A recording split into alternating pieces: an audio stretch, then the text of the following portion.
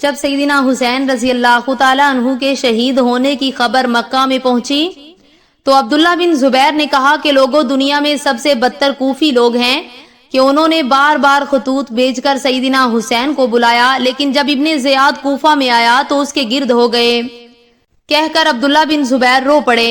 لوگوں نے کہا کہ اب آپ ہاتھ بڑھائیے، ہم آپ کو خلیفہ وقت مانتے ہیں۔ بیعت خلافت کی یہ خبر یزید کو پہنچی تو اس نے چاندی کی ایک زنجیر بنوا کر 2 آدمیوں کے ہاتھ مدینہ میں بھیجی اور کہا، بسم اللہ الرحمن الرحیم، السلام علیکم۔ یزید نے جب عمر بن سعد کو مدینہ سے کوفہ کی جانب عبید اللہ بن زیاد کے پاس روانہ ہونے کا حکم دیا تو عمر بن سعد کی جگہ پھر ولید بن عتبہ کو مدینہ کا عامل بنا کر بھیج دیا تھا۔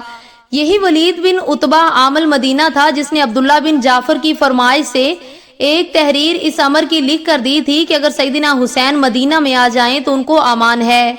یہ تحریر اپنے خط کے ساتھ عبداللہ بن جعفر نے سیدنا حسین رضی اللہ تعالی عنہ کے پاس اپنے بیٹوں اون اور محمد کے ہاتھ بھیجی تھی جبکہ آپ کوفے کو جا رہے تھے۔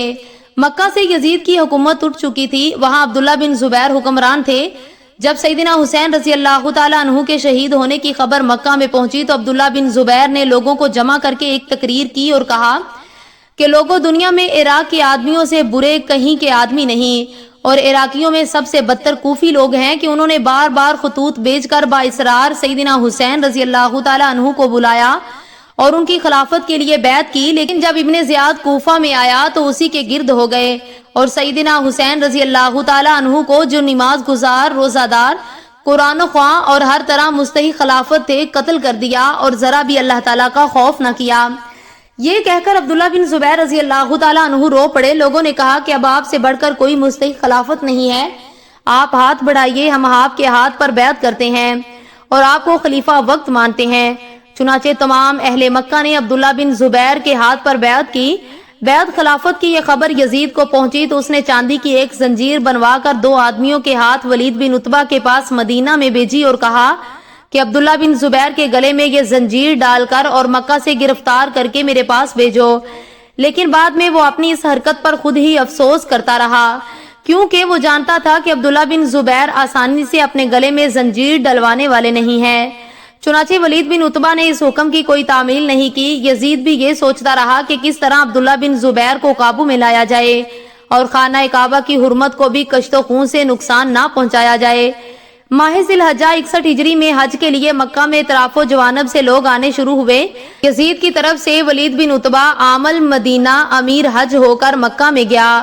ادھر عبداللہ بن زبیر امیر حج تھے، غرض دونوں نے جدا جدا اپنے گروہ کے ساتھ حج کیا اور کسی نے کسی کی مخالفت نہ کی۔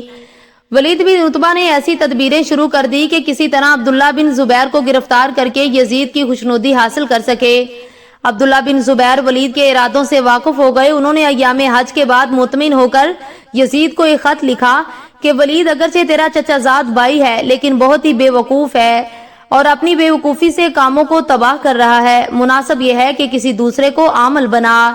اس خط کے پڑھنے سے یزید بہت متاثر ہوا۔ اس نے سمجھا کہ عبداللہ بن زبیر کا دل میری طرف سے صاف ہے، وہ ہرگز میرے مخالف نہیں ہے، لہٰذا انہوں نے فوراً ولید بن عتبہ کو معزول کر کے اس جگہ اپنے دوسرے چچا زاد بھائی عثمان بن محمد بن ابی سفیان کو مدینہ کا حاکم بنا کر بھیج دیا۔